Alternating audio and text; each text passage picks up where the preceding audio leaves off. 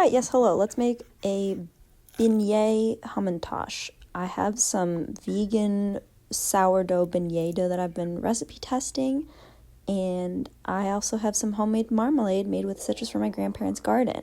This is a vibes-based recipe, so I can't really inform you much more beyond here the types of ingredients and components you need. This is a proof of concept video. Just fry the dough. Have the dough, shape the dough, fry the dough.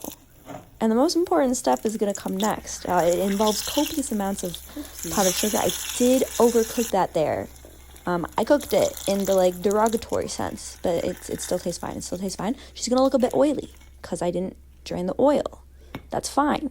This is one beignet hamantash. Here comes the copious amounts of powdered sugar and pretty good schmack, hey.